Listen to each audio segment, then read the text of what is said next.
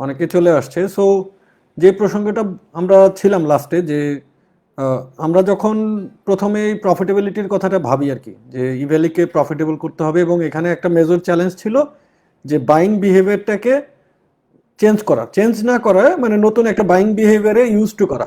মানে আপনি যদি নতুন কোনো কিছুতে ইউজ টু না হন, তখন ওই জিনিসটা আপনি ব্যবহার করতে চাবেন না। মানে আমি উবার এবং সিএনজির উদাহরণটা দিলাম, যে আমরা উবারের কনভেনিয়েন্স, পাঠাওয়ের কনভেনিয়েন্স, আমাদের সহজের কনভেনিয়েন্স রেখেও অনেক সময় আমরা হাত দিয়ে সিএনজিতেই বেশি কনভেনিয়েন্ট ফিল করতাম, বিকজ আমরা তো ওইটাতেই ইউজ টু। আমরা এই একটা অ্যাপ ওপেন করতে হবে, দেন অ্যাপ ওপেন করে কল করতে হবে, যেহেতু আমরা অনেকে এটা ব্যবহার করি নাই এর আগে কখনো। আমি প্রথম ব্যবহার করি ধরেন উবার বা পাঠাও, এদের যাত্রার শুরুর প্রায় 4 থেকে 5 মাস পরে। অথচ যখন ব্যবহার করা শিখলাম তখন আমি বুঝলাম যে এটা কত কনভেনিয়েন্ট। সো এই ট্রান্সফরমেশনের যে চ্যালেঞ্জটা থাকে, সেইটা একটা ই কমার্সের জন্য বিশাল চ্যালেঞ্জিং পার্ট। সেই পার্টটা কমপ্লিট করার জন্য ই কমার্সগুলো, পৃথিবীর সব দেশের ই কমার্সগুলোই একটা স্ট্যান্ডার্ড ডিসকাউন্টিং সিস্টেম হোক, অফার হোক, প্রমোশন হোক, এই ধরনের অফার দিয়ে থাকেন। এখন এগুলোর উদ্দেশ্য কিন্তু এই না যে তারা লাইফ টাইম এই ডিসকাউন্টে প্রোডাক্ট সেল করবে, বা তারা লাইফ টাইম এই ডিসকাউন্টটা দিয়ে যাবে, বা তারা সব সময় এই অফার দিয়ে প্রোডাক্ট সেল করতে পারবে। সো এখানে তাদের অ্যাট্রাক্ট করার জন্য হয়তো অনেক সময় এমন সব প্রোডাক্টে ডিসকাউন্ট দেয় যে প্রোডাক্টগুলো দেখে অ্যাপারেন্টলি কারো কনফিউশন না তৈরি হয়। ধরেন আমি যদি প্রথমেই একটা আমার শার্ট দিয়ে ডিসকাউন্টিং শুরু করতাম, তখন অনেকে কোশ্চেন করতে পারতো যে হয়তো শার্টের ভ্যালুটাই কম। তো এই ক্ষেত্রে তখন কি করে, যেই প্রোডাক্টগুলোর ভ্যালু মার্কেটে অনেকটাই স্টেবল, ওই প্রোডাক্টগুলোতেই ডিসকাউন্ট দিয়ে কোম্পানিগুলো বিহেভিয়ারাল চেঞ্জটা আনার চেষ্টা করে। কিন্তু এটুক তো সত্যি যে আলটিমেটলি ই কমার্সকে প্রফিটেবল বানাতেই হয়, এবং এই কমার্স একটা কোর বেনিফিটের জায়গা সাপ্লায়ার এবং কনজিউমারের ক্ষেত্রে তৈরি করে দেয়। তো আমি যে পয়েন্টে ছিলাম, যে ধরেন আমরা যদি বছরখানেক আগে যখন আমরা ওয়ালটন থেকে একটা ফ্রিজ কিনতে গেলাম, তখন কিন্তু আমাদের ফ্রিজের কোয়ান্টিটি ছিল 10টা ফ্রিজের জন্য তারা আমাদেরকে যে প্রাইসিং অফার করতো, সো প্রাইসিংটা ছিল এমন যে মার্কেটের দোকানে পাওয়া যায় যে রেটে, আপনাকে ওই রেটেই নিতে হবে। তো এটা খুব ন্যাচারাল, কারণ মানে পুরো জার্নিটাই নতুন। কিন্তু আমরা তো যারা বিজনেস স্টাডি করে আসছি, যারা আমরা ব্যবসায়িক ভিতরটা জানি, তারা আমরা জানি যদি আমরা কিনা তাদের একটা সিগনিফিক্যান্ট কোয়ান্টিটি আমরা সেলস জেনারেট করে দিতে পারি, মানে এটা যে কোনো প্রোডাক্টের ক্ষেত্রে, আমি কোনো ব্র্যান্ডের নাম বলবো না, যে কোনো প্রোডাক্টের ক্ষেত্রে আমরা যদি তাদের সেলস জেনারেট করতে যে কস্টটা লাগে সেই পরিমাণ কোয়ান্টিটির প্রোডাক্ট যদি আমরা তাদেরকে সেলস জেনারেট করে দিতে পারি, তখন তো আমাদের মার্জিন লেভেলটা কিন্তু কন্টিনিউয়াসলি বাড়াতে পারবে। আজকে 100 ইউনিট সেল করলে আমাকে যে মার্জিন দিবে, 1000 ইউনিট সেল করলে ডেফিনেটলি এর চেয়ে বেশি মার্জিন পাবো, 10,000 ইউনিট সেল করলে কিন্তু তার চেয়েও বেশি মার্জিন পাবো। এখন এই মার্জিন বাড়ানোর ক্ষেত্রে কিন্তু কোয়ান্টিটিটাও ম্যাটার করে। সো কোয়ান্টিটিটা এনশিওর করতে গেলে আবার আমার কি লাগবে, প্রচুর কনজিউমার লাগবে, প্রচুর কাস্টমার লাগবে।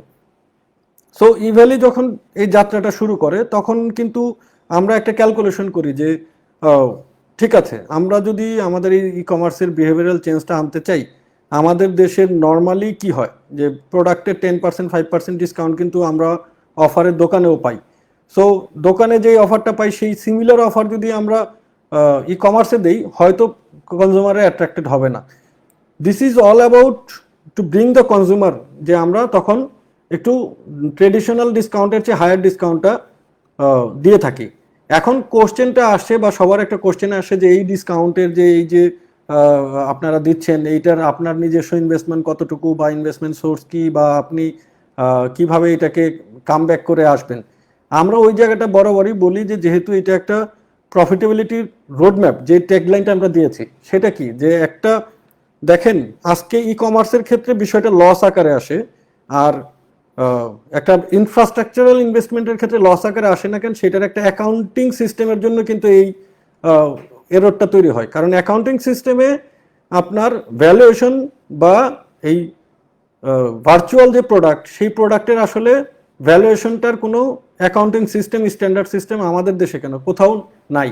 ধরেন আপনি একটা ফ্যাক্টরি করবেন, অথবা আপনি একটা ফিজিক্যাল শপিং মল করবেন। ধরেন বসুন্ধরা শপিং মল যখন করলো, তখন বসুন্ধরা যে ইনভেস্টমেন্টটা করে, বসুন্ধরার যেই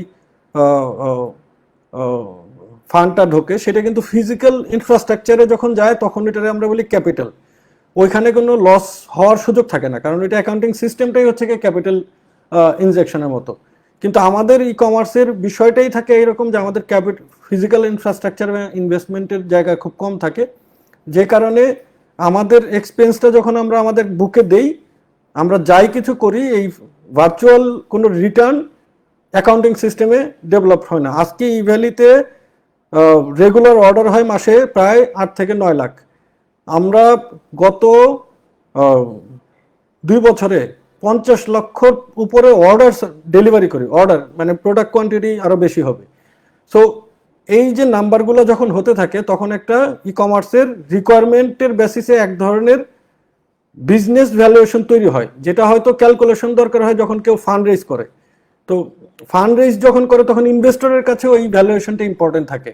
আদারওয়াইজ এই ভ্যালুটা যদি কেউ ব্যালেন্স শিটে আপনারা দেখেন সবসময় এটাকে অ্যাবনর্মাল মনে হবে। যে ইভেন আপনারা যদি ইন্ডিয়ান ফ্লিপকার্টের লাস্ট ইয়ারের লস দেখেন, এখন আমি অনেকগুলো পয়েন্টে আসবো যে Flipkart is own by Walmart, যার আগে স্টার্ট আপ ভেঞ্চার থেকে এসেছিল, দেন অ্যামাজন, আমি ওই পয়েন্টগুলো এক্সপ্লেন করব।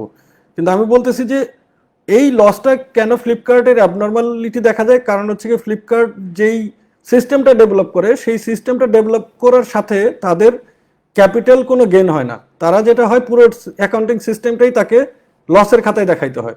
মানে আমি একটা প্রোডাক্ট সেল করার মাধ্যমে যে আমরা একটা সিস্টেমের ডেভেলপমেন্ট করতেছি, আমাদের যে কালচারাল চেঞ্জ আনতেছি, আমরা যে কনজিউমার আনতেছি, সাপ্লায়ার আনতেছি, আমাদের এখানে যে একটা মার্কেট প্লেস হচ্ছে, আমরা যে একটা অ্যামাজন বানাচ্ছি বা আমরা যে একটা আলিবাবা বানাচ্ছি, এই যে বানানোর কাজটা, এই কাজের ফলে যে রিটার্নটা আমাদের তৈরি হচ্ছে, ভার্চুয়ালি যেটা তৈরি হচ্ছে, ভার্চুয়াল ইভ্যালি বলতে আপনারা যা বোঝাচ্ছেন সেটা আসলে অ্যাসেটের দিক থেকে ভ্যালুয়েশন দেখানো যায় না।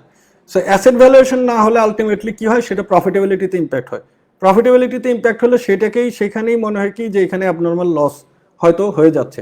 কিন্তু এই ইনভেস্টমেন্ট ভার্সেস যেই সিস্টেমটা ডেভেলপ হয় সেই সিস্টেমের জায়গাটায় যদি আমরা কম্পেয়ার করি, আমি মনে করি Evaly globally one of the best e commerce company, যারা শর্ট টাইমে সিগনিফিকেন্টলি বিজনেস ওরিয়েন্টেশন ক্রিয়েট করতে পেরেছে।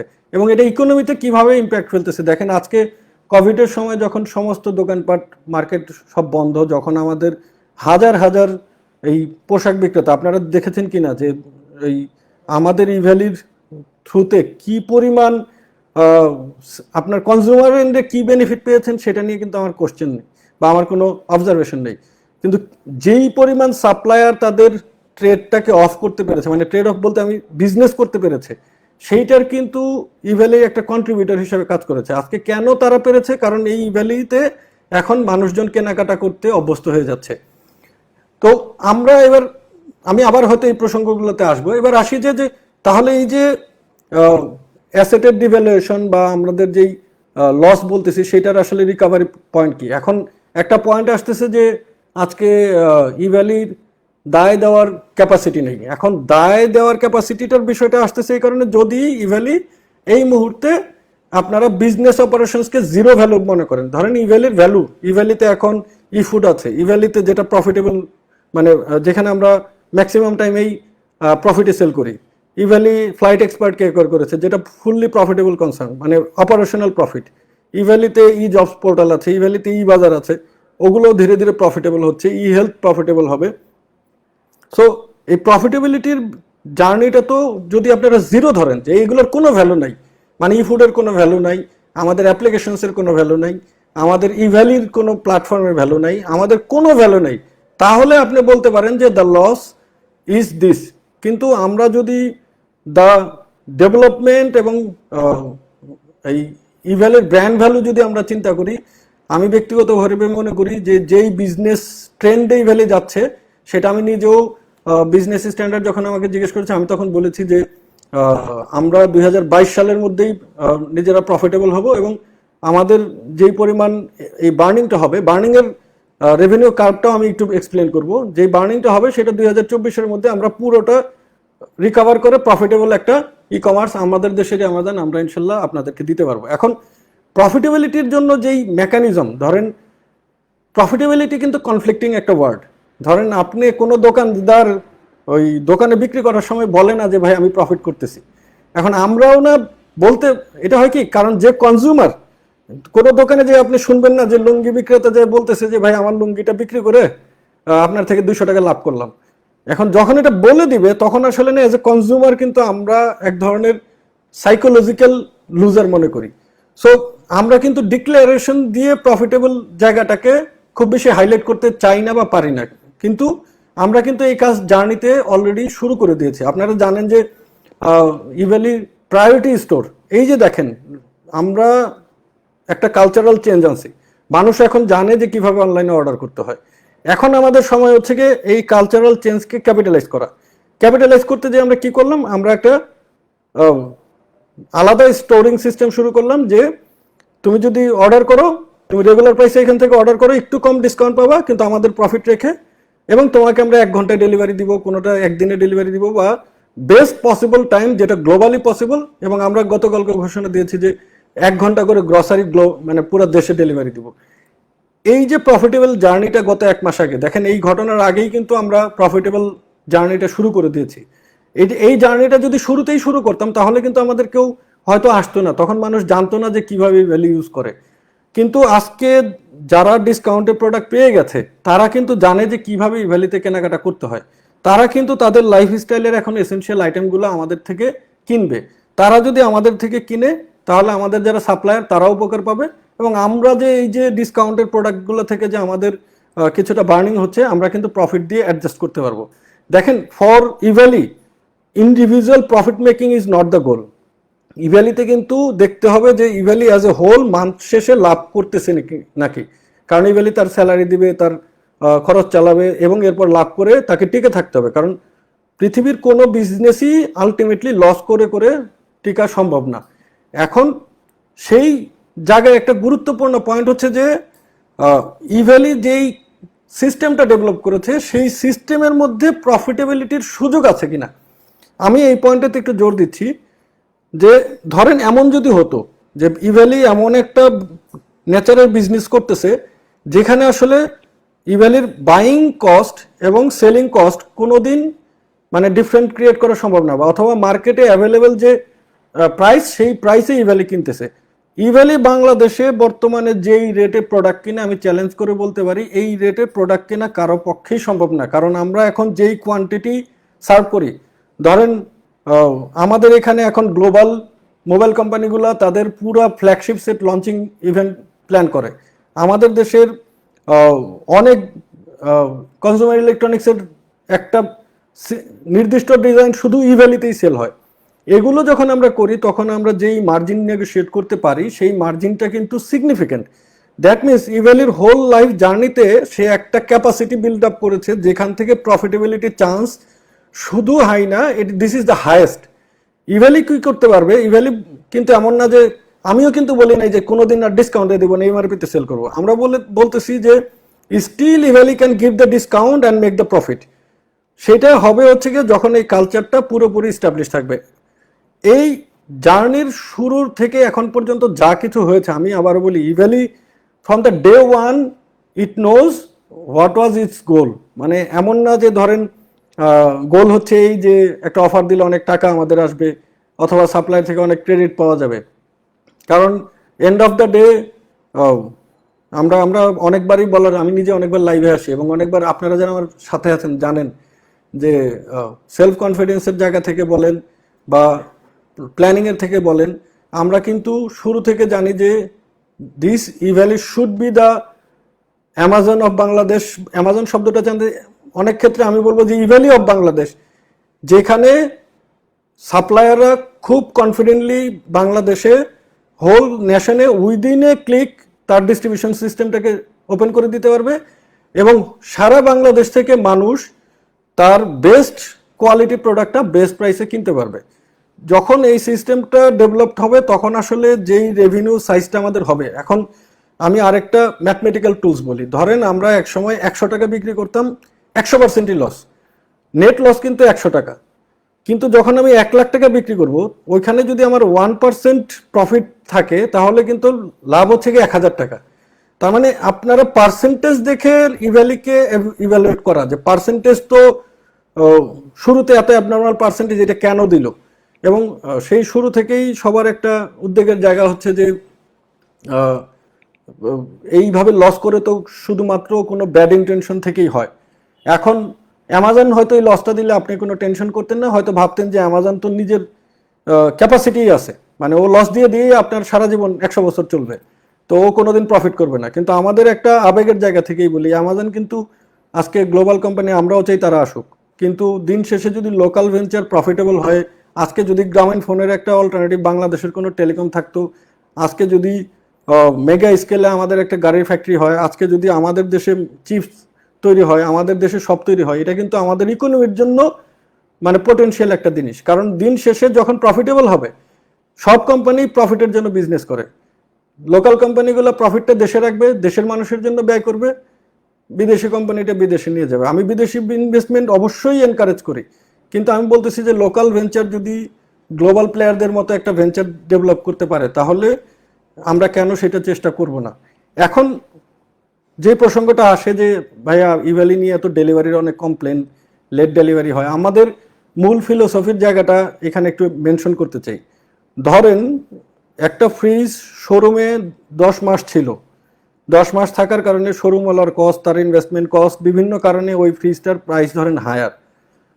সেইটার চেয়ে যদি এমন একটা ফিজিবিলিটি দেওয়া যায় যে আমি একটা ম্যানুফ্যাকচারিং ইউনিটে বললাম যে আমার 10,000 ফ্রিজ আজকে অর্ডার হয়েছে, আপনারা আগামী 30 বা 40 দিনে আমাকে 10,000 ফ্রিজ ধীরে ধীরে বানায় দেন, আমি কনজিউমারকে একটু লেস প্রাইসে দিই, তাতে আপনার ইনভেন্টরিতে জায়গা ম্যানেজ করতে হবে না, আপনার প্রোডাকশন প্ল্যান এক্সপায়ারি মানে প্রোডাক্ট বানানোর পরে যে প্রোডাক্টটা সেল হয় না সেইটার কস্ট অনেক হাই, সেই কস্টটা থাকবে না। এবং এই ধরনের বেনিফিটগুলো যখন আমরা বড় বড় কোম্পানিকে এক্সপ্লেন করি, তখন কিন্তু তারা এক ধরনের এনকারেজমেন্ট পায়। সেইটার জন্য যখন আমরা তাদের থেকে এক ধরনের ফ্যাসিলিটিস নেই এবং সেটা যদি কনজিউমারকে দেই, আমি মনে করি না যে এইখানে এই আহ, এই হাই এন্ড প্রোডাক্টগুলোর ডেলিভারি 30-45 ডেজ একটা সিগনিফিকেন্ট এরর তৈরি করে, রাদার দেন এইটা একটা মানুষের লাইফস্টাইল। মানুষ আমরা যারা আমাদের দেশের লাইফস্টাইল, মানুষ আমাদের ফ্রিজ পেলে আমাদের লাইফস্টাইল ইজি হবে, আমার একটা ওয়াশিং মেশিন থাকলে আমার লাইফস্টাইল ইজি হবে, আমার একটা এসি থাকলে আমার লাইফস্টাইল ইজি হবে। আমরা কেন মানুষের লাইফস্টাইলটাকে আমাদের উন্নত করতে চাবো না?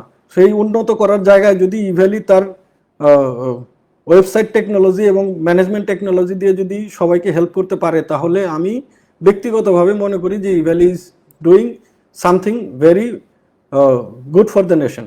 এখন সেকেন্ড যে কোশ্চেনটা প্যারালাল চলে আসে, ভাই অনেক ডেলিভারি ডিলে হয়, অনেক এরর আছে। আমরা এখনও বলি, আমার এখনকার কমেন্টেও দেখলে দেখবেন যে অনেক কমপ্লেন আছে, কিন্তু এই ডেটাবেসটা যদি আপনাদেরকে আমরা দেখাইতে পারি যে আমাদের number of deliveries is so high, যে এইখানে যেই কমপ্লেনগুলো হয়তো ফিজিবল হয়, এই এররটা আপনি পৃথিবীর যে কোনো ই কমার্স, আমি বলবো যে ইন্ডিয়ার যে কোনো কোম্পানির ওয়েবসাইটে বা ফেসবুক পেজে আপনি যে তাদের কমপ্লেন দেখবেন, তাদের কমপ্লেন দেখলে মনে হবে তারাও আসলে মনে হয় কোনো কিছু ডেলিভারি করে না। হ্যাঁ, প্রসঙ্গক্রমে বলি, আমরাও চাই না যে কোনো ধরনের আহ, আহ, শুধুমাত্র এক ধরনের লাভের আশায় আপনারা এই কেনাকাটাটা করেন, আপনারা শুধুমাত্র এইখানে বিনিয়োগ করেন। এটা বিনিয়োগের জায়গা না, এইটা লাভের জায়গা না, এইটা আপনার লাইফস্টাইলের রিকোয়ারমেন্টের জায়গা। হ্যাঁ, হয়তো বিভিন্ন ডিফিকাল্টিসের জন্য আমরা একটা নাম্বার থেকে একটা প্রোডাক্ট অ্যালাউ করি, আপনি হয়তো 10টা নাম্বার ইউজ করেন, আমরা হয়তো ওই জায়গাটায় রেস্ট্রিক্ট করতে পারি না। পিওর কনজিউমারকে দিতে যাওয়া হয়তো কিছু ট্রেডারকে আমরা অ্যাভয়েড করতে পারি না, কারণ ট্রেডারকে অ্যাভয়েড করতে গেলে হয়তো যারা রিয়েল কনজিউমার তৈরি হবে তাদের জায়গাটা হয়তো নষ্ট হয়ে যাবে। এই ডিসকাউন্টিং সিস্টেম, ক্যাশব্যাক সিস্টেম বা কনজিউমারের জন্য কিছু করা, এই কালচারটা তো ইভ্যালিরই প্রথম না, সবাই করে আসছে। কোশ্চেনটা শুধু থেকে যে একটা স্টার্ট আপ কোম্পানি, একটা ই কমার্স কোম্পানি কীভাবে এটা ম্যানেজ করে, আমি সেই কোশ্চেনের অ্যান্সারটাও দিচ্ছি যে আমরা সাপ্লায়ারদের কাছে খুব ওপেন, আমরা সাপ্লায়ারদেরকে বলেই দিই যে আমরা কিন্তু লসে সেল করতেছি এবং আমাদের একটা সার্টেন লেভেল পর্যন্ত দেখা যাবে কিছু লস ইনকার হবে, যেটা আপনারা যে আমাদেরকে ক্রেডিট দিচ্ছেন সেই ওনারা আমাদেরকে ক্রেডিট দেয়, মানে প্রোডাক্টটা ক্রেডিটে দেয়, সেই ক্রেডিটটার থেকে আমাদের এই সাপ্লায়ার ক্রেডিট ম্যানেজমেন্টটা বা লস ম্যানেজমেন্টটা আমরা ম্যানেজ করি। এবং সেই সাপ্লায়ার্সের ক্রেডিটের বিষয়টা আমরা মনে করি যে দিস ইজ ই কমার্সেই শুধু না, সাপ্লায়ার্স ক্রেডিট বাংলাদেশের ট্রেডিং সিস্টেমে যেই পরিমাণ আছে, এটা যে কোনো ব্যক্তি বলবে যে সেইটার কোয়ান্টিটি হিউজ। মানে বিজনেস মানে সেখানে এক ধরনের ট্রেড অফ থাকে, মানে প্রোডাক্টটা নেয়, দেন বিক্রি করে, দেন ক্যাপিটাল নেয়, তারপরে হচ্ছে কি তাকে পে অফ করে। সো আমাদের এটা কিন্তু ওয়েল এক্সপ্লেন্ড, এবং মানে এমন না যে কোনো সাপ্লায়ারকে আমরা বলে আসি যে আপনার প্রোডাক্টটা দেওয়ার আগে আমি পেমেন্ট দিয়ে দেবো। আমরা ওইখানে পিচি করে এরকম যে আপনার কিছুটা ক্যাপিটাল আমাদের রিভলভিং হিসাবে কাজ করলে প্রফিটেবল জার্নি পর্যন্ত আপনি আমাকে রোলিংটা যদি কন্টিনিউয়াস রাখেন, আমি প্রফিটেবল হয়ে এটাকে অ্যাডজাস্ট করার ক্যাপাসিটি রাখি। এটা হচ্ছে কি অনেকটাই হচ্ছে কি এক ধরনের ইনভেস্টমেন্ট মেকানিজম আমি সাপ্লায়ার্স ক্রেডিট থেকে ইউজ করি, যেটা মানে এই অ্যাকাউন্টিং সিস্টেমে আসছে এবং যেটা নিয়ে আমরা হাইডও করিনি। আমি কোনো কিছু ডে ওয়ান থেকে কোনো কিছুই হাইড করে বিজনেস করতেছি না। এখন কোশ্চেনটা থাকে যে সাপ্লায়ার যারা ক্রেডিট দেয় তাদের রিস্ক ফ্যাক্টরটা মিনিমাইজ করা। এখন এই সাপ্লায়ার্সের ক্রেডিট যাদেরকে দিচ্ছে, আমরাও তো এটা তো সত্যি যে গভর্নমেন্টের উচিত তারা যাতে কোনো মতে লুজার না হয়। কারণ আজকে যদি ইভ্যালি লুজার হয়, দেখা যাবে সাপ্লায়ার্স ক্রেডিটটায় টার্মোইল হয়ে যাবে, ওনাদের ব্যাংকের সাথে লাইন থাকে। এটা হবে কখন? যদি ইভ্যালি একটা সাস্টেনেবল বিজনেস মডেল তৈরি করতে না পারে, এবং সেটা পারবে না যদি কিনা এই পুরো জার্নিতে প্রফিটেবিলিটির কোনো জায়গা না থাকে। আমি আবারও এই একটা কথা বারবার বলতেছি যে আমরা যেই দামে কিনি সেই দামটাই হচ্ছে কি আমাদের সবচেয়ে বড় স্ট্রেংথ। আমরা কখনোই কোনো সাপ্লায়ার থেকে, সে মার্কেটে এমআরপি কনজিউমাররা যে রেটে কিনে সেই রেটে তো আমরা কিনি না। This is very open secret. তো প্রফিটেবিলিটির জায়গা যেহেতু আছে, আমরা সেই জায়গা থেকে মনে করি যে ইভ্যালির এখনকার যেই ডেভেলপমেন্ট ওভারঅল, ইভ্যালিতে এখন বাংলাদেশের এমন কোনো ফ্যাশন ব্র্যান্ড নেই। দেখেন, রেভিনিউকে আমরা কখনোই ফোকাসিং পয়েন্ট রাখি নেই। আমরা রেভিনিউকে ফোকাসিং পয়েন্ট রাখলে আমাদের দেখবেন কিছু আইটেম, আমরা একটা বিজনেস ডেভেলপমেন্ট ম্যানেজার আমার এঙ্গেজ থাকে এমন সেলারের আন্ডারে, এত যার সেল মাসে 10,000 টাকাও হয় না, কিন্তু আমরা ইকোনমিক সাইকেলটাকে ঠিক রাখার জন্য, ইকোনমিক ডেভেলপমেন্টের জন্য ওই 10,000 টাকার যে প্রায়োরিটি দেই, 10 কোটি টাকারও সেই একই প্রায়োরিটি দেওয়ার চেষ্টা করি। কারণ আমরা জানি যে end of the day economic contribution না করতে পারলে আমাদের যেই বিগ মেগা ড্রিম সেইটা সাকসেসফুল হবে না। তো আমি যেটা বলতে চাচ্ছি যে দেখেন, এই ঈদের সময় বাংলাদেশে আমরা অলমোস্ট 3 লক্ষ লাইফস্টাইল আইটেম ঈদের 2 দিন আগে শুধু আমাদের থেকে কেনা শেষ হয় এবং মানুষ কনজিউম করে। যারা কিনেছেন তারা কতটুকু উপকার পেয়েছেন সেটা নিয়ে আমি বলতে চাই না, কিন্তু যারা বিক্রেতা তাদের বিক্রি বাড়ার ফলে কিন্তু তাদের ক্যাপাসিটি বেড়েছে, তাদের বিজনেস বেড়েছে। তারা জানছে যে তাদের এই শপের রেন্ট একই রেখে, ওভারহেড কস্ট সেম রেখে ইভ্যালির থ্রুতে কিন্তু এডিশনাল একটা সেলস তারা জেনারেট করতে পারতেছে। সো এই যে রোড টু প্রফিটেবিলিটির যে পয়েন্টটা বললাম, আমরা এবার রোড টু প্রফিটেবিলিটির কিছু কোর পয়েন্ট বলি। নাম্বার 1, আমরা ধীরে ধীরে যেসব আইটেম প্রফিটেবল না, মানে কম প্রফিট হয়, সেই আইটেমগুলো থেকে কিন্তু সিগনিফিকেন্টলি ইভ্যালি সিগনিফিকেন্টলি প্রফিটেবল আইটেমের দিকে শিফট করেছে। আপনারা জানেন যে আমাদের এখন মানে যেসব আইটেমে প্রফিট বেশি করা সম্ভব সেই আইটেমগুলোর, মানে লাইফস্টাইল আইটেম, গ্রসারিজ আইটেম, মানে এমন তো কোনো পণ্য নাই বাংলাদেশে যে পণ্যগুলোর সাথে আমরা এখন ইনভলভ না। এবং কিছু কিছু ক্ষেত্রে আমরা এখন বলেই দিই আমাদের টেক অ্যাওয়ে হচ্ছে এখন 19%। আমি একদম এভারেজ টেক অ্যাওয়ে বললাম। সো 19% বলতে কি, যে মোবাইলের কম এবং বেশি সব মিলে আমরা এইটাকে 30%-এ 2021 মধ্যেই নিতে পারবো। শুধুমাত্র আমাদের স্টেডি একটা জার্নি লাগে। এইটা 30 থেকে 35% যে নিব আমরা, এটা কিন্তু সাপ্লায়ারকে প্রেশার দিয়ে না, সাপ্লায়ার এর চেয়েও 20% বেশি বেনিফিট পাবে। তাদের চ্যানেল কস্ট, মানে ডিস্ট্রিবিউশন করতে যে চ্যানেল কস্ট, যে কোনো ব্যবসায়ীকে যদি আপনি জিজ্ঞেস করেন সেই কস্টটা অ্যাপ্রক্সিমেটলি 20%। মানে সে তার প্রোডাক্টটা তার ওয়্যারহাউস থেকে কনজিউমারের কাছে নিতে যেয়ে ডিলারের মার্জিন ছাড়াও শুধু চ্যানেলের জন্য তাকে 20% আলাদা খরচ করতে হয়। সো এই যে খরচটা আমরা যখন সেভ করব বা সেভ করতেছি, তো ওইখানে কিন্তু একটা প্রফিটেবিলিটির জায়গা তৈরি হচ্ছে। সো দেখা যাবে কি আমরা ডিসকাউন্টটা ধীরে ধীরে কিন্তু কমাই নিয়ে আসতে পারতেছি এবং প্রফিটেবিলিটিটা ধীরে ধীরে বাড়তেছে।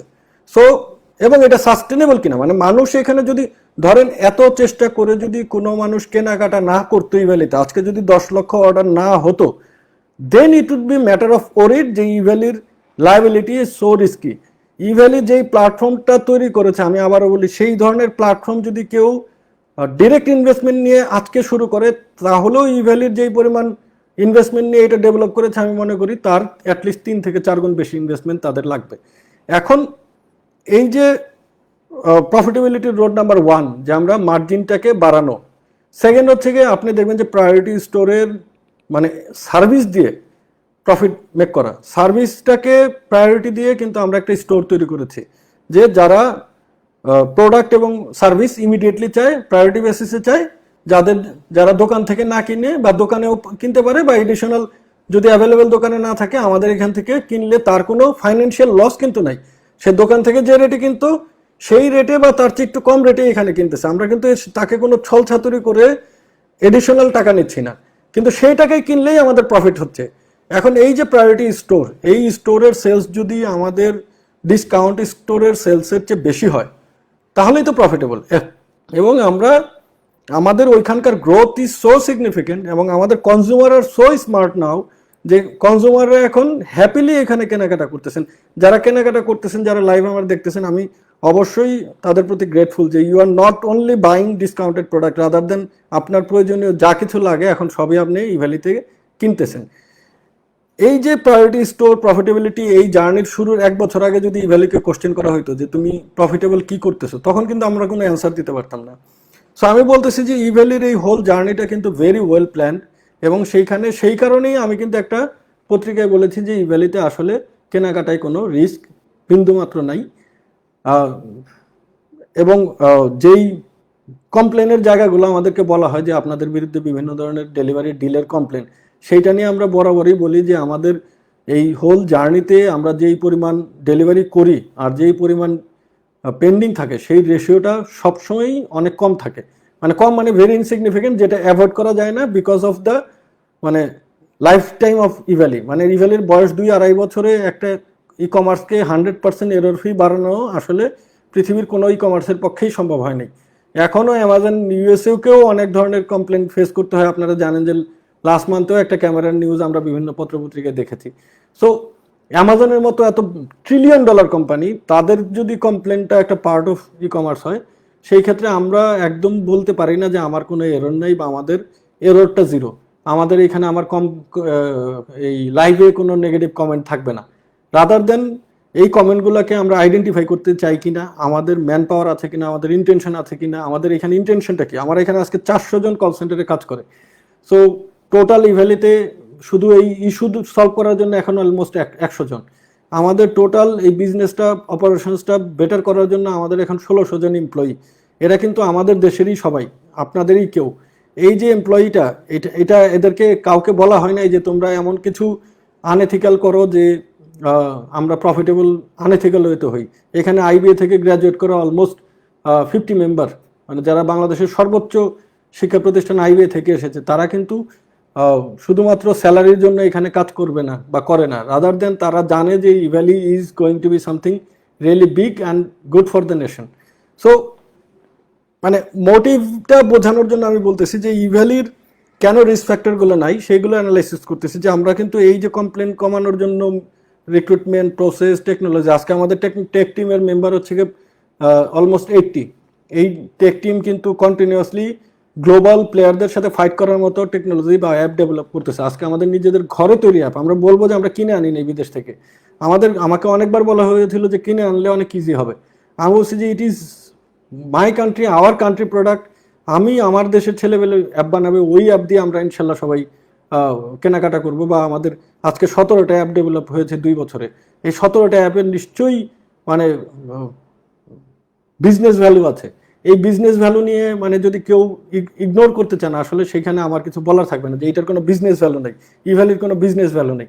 সেই ভ্যালুটা আমি মনে করি ওভারঅল যে রিস্ক ফ্যাক্টরটা আপনারা মনে করতেছেন তার তুলনায় ভেরি ইনসিগনিফিকেন্ট। এবং আমরা বরাবরই বলে আসতেছি যে ইভ্যালির জার্নি, সেটার টোটাল রোডম্যাপটা আমাদের ব্যাকএন্ডে তৈরি করা। যদি কারো মানে আমাদের ফাইন্যান্সিয়াল ডেক এগুলোও কারো দেখার হয়, আমি জানি না এটা আমাদের ভেরি সিক্রেট ডকুমেন্টস দেখানো ঠিক হবে কিনা। স্টিল আমি শিওর যে হয়তো সুযোগ পেলে কোনো একদিন লাইভে এসে আমি ওইটাও দেখাবো যে আমরা আসলে কীভাবে কী পয়েন্টে প্রফিটেবিলিটিতে যাচ্ছি এবং সেইখানে কোনো ইললজিক্যাল টুলস বা মেথড ইউজ করা হয়নি। যে অ্যাবনর্মালিটি। আমি হঠাৎ করে বলি নেই যে কালকে থেকে আমি সাইক্লোন বন্ধ করে দিলে সব মানুষ কালকে থেকে এমআরপিতে কেনাকাটা শুরু করবে। রাদার দেন এইখানে একটা ট্রানজিশন পিরিয়ডের টাইম দিতে হবে, এখানে একটা সিগনিফিক্যান্ট টাইম অ্যালাউ করতে হবে, যেই টাইমের মধ্যে মানুষ হ্যাবিচুয়েটেড হবে ইভ্যালি থেকে কেনাকাটা করার, এবং সেই হ্যাবিচুয়েট থেকে তার লাইফস্টাইলে যা যা লাগে সে তখন রেগুলার কেনাকাটাটাও ইভ্যালি থেকে করবে। সো এই যে কথাগুলো আজকে আসলো, কারণ আমি সারাদিন অনেক নিউজ দেখেছি, এবং আমি কিন্তু গণমাধ্যমের কন্ট্রিবিউশনটাকে সবসময় ওয়েলকাম জানাই, কারণ গণমাধ্যম কিন্তু আজকে যদি কোনো দুর্ঘটনা ঘটে তাহলে কিন্তু গণমাধ্যমকেই আমরা প্রথম দায়ী হিসেবে ধরবো, যে আপনারা কি করেছেন, আপনারা বাংলাদেশ ব্যাংকের একটা অবজারভেশন কেন আমাদেরকে জানান নাই। তো ডেফিনেটলি গণমাধ্যম রাইটফুলি তাদের কাজটা করে যাচ্ছেন, এবং বাংলাদেশ ব্যাংকের অবজারভেশন এটা জানেন যে গত বছর আমাদের যখন ইনিশিয়াল একটা আমাদের বিজনেস প্রসিডিওর নিয়ে যখন ইনিশিয়াল কিছু কোশ্চেন রেজ হয়, কারণ হচ্ছে যেহেতু নতুন স্টাইলে সেই ভ্যালির গ্রোথ এবং প্ল্যান অনেকেই বুঝতে পারতেছিলেন না, তখনই কিন্তু এক ধরনের চেকিং প্যারামিটার সেট করা হয়, যার মধ্যে একটা ছিল যে বাংলাদেশ ব্যাংক আমাদের ফাইন্যান্সিয়াল সিস্টেমটাকে কিভাবে দেখতেছে। সো তাদের অবজারভেশনকে আমি অবশ্যই অনার করি, এবং তাদের জায়গাগুলোকে ফোকাস রেখে, কারণ কি একটা জিনিস কি, আমরা কিন্তু আজকে শিশু, আমি আমার এই বাংলাদেশের সন্তান, মানে দেশ আমার মা। সো এই আমি এই দেশের সন্তান হিসেবে কিন্তু আমাকে লালন পালন এবং আমাকে গাইড কিন্তু এই দেশ করবে। সো আমি যদি শাসিত না হই তাহলে কিন্তু আমিও ডিরেলড হয়ে যেতে পারি। সো সেই ক্ষেত্রে কিন্তু এই ধরনের গাইডলাইন, এই ধরনের শঙ্কার জায়গা আমার কাছ থেকে, কারণ আমি ধরেন আমার ছেলেকে নিশ্চয়ই আগুন নিয়ে খেলতে দিব না, আমি বোঝার চেষ্টা করবো যে ওইটা খেলার ওর বয়স আছে কিনা, ক্যাপাসিটি আছে কিনা, বা আমি এমন কোথাও পাঠাবো না যেটা ওর ক্যাপাসিটি আছে কিনা। সো অ্যাজ এ সন্তান হিসাবে আমাকেও কিন্তু দেশের সন্তান হিসাবে দেশ আমাকে জাজ করবেই যে যেই জিনিসটা আমরা করতেছি সেটাতে কোনো দুর্ঘটনা ঘটার চান্স আছে কিনা।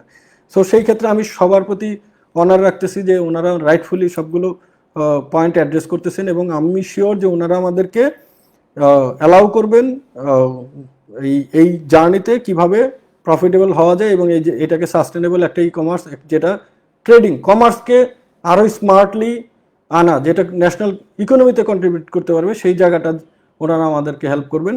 এবং এই প্রসঙ্গে আমি একটা কথা না বললেই না, আমি সবসময়ই যে মানুষগুলো দ্বারা সবসময় ইন্সপায়ার্ড হয়েছি, আমি এর আগে একদিন একটা বক্তব্যে বলেছিলাম যে মোটিভেশনের জন্য আসলে অনেক মানুষ দেখার দরকার নেই, অনেক মহিষী দেখার দরকার নেই। মোটিভেশনের জন্য মানে কিছু করার মোটিভেশনের জন্য আপনাকে পৃথিবী খুঁজতে হবে না, পৃথিবীর লিডার খুঁজতে হবে না, আপনাকে কোথাও যেতে হবে না। You can be highly motivated by our honourable prime minister. ওনাকে দেখেছি যে কিভাবে একটা দেশকে কোন স্থান থেকে কোন স্থানে নিয়ে গেছেন, প্রচুর সমালোচিত হয়েছেন, প্রচুর ওনার ক্রিটিসিজম হয়েছে, কিন্তু আজকে দেশকে উনি যেভাবে আগায় নিয়ে যায়, আমি ওনার দ্বারা ইন্সপায়ার্ড। এবং ডিজিটাল বাংলাদেশ উনি গড়ার যে স্বপ্ন দেখেছেন, সেই স্বপ্নের একটা পার্ট হিসাবে আমি ইনশাল্লাহ কন্ট্রিবিউট করে ওনাকে সালাম দিতে পারবো, এটাই আমার স্বপ্ন। এবং সেই জায়গা থেকে আমাদের সজীব ওয়াজেদ জয় উনি যেই প্ল্যান নিয়ে আমাদের দেশে, আপনারা জানেন যে আইডিয়া প্রকল্প এখন স্টার্ট আপে ফান্ডিং করতেছে, সেই ফান্ডিংয়ে কিন্তু আমরা একটা সিগনিফিক্যান্ট পার্ট রোল করতেছি, যে স্টার্ট আপগুলোতে আমরা ফান্ডিংও করব, এবং সেখানেও আমরা আছি। এবং আমরা জানি যে ওনার একটা কথা, যে একটা স্টার্ট আপ 100টা স্টার্ট আপ 1000টা স্টার্ট আপ কাজ করার পরে, উনি সিলিকন ভ্যালিতে দেখেছেন, উনি গ্লোবাল এক্সাম্পল দেখেছেন, যে হাজার হাজার স্টার্ট আপের মধ্যে একটা স্টার্ট আপ সফল হয়, সেই স্টার্ট আপটা গ্লোবালি এক্সাম্পল হয়ে থাকে। আজকে আপনারা টেসলার কথা দেখেন, আপনারা পেপ্যালের কথা দেখেন, অথবা অ্যামাজন, যাই বলি, তারা কিন্তু সবাই স্টার্ট আপ কালচার থেকে আসছে।